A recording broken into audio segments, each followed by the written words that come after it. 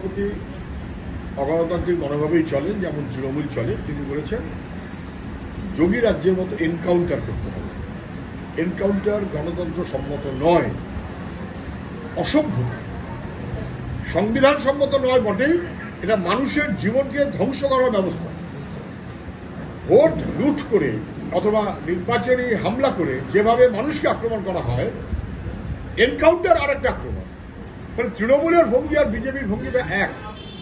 যোগী রাজ্য সমাধান করতে পারেনি, সেখানকার মানুষের সংকট অনেক বেশি, কোনো সন্দেহ নেই।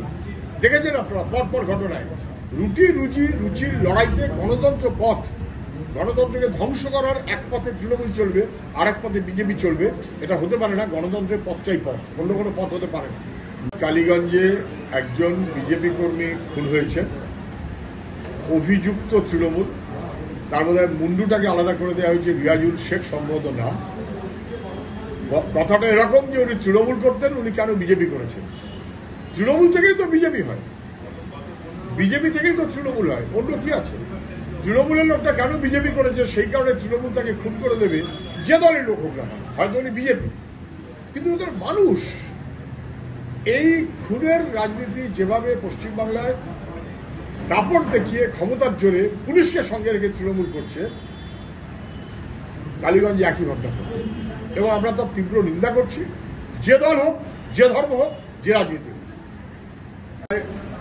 বিরোধী প্রার্থী তাপস রায়, তার এজেন্ট কর্মীদের আক্রমণ হচ্ছে।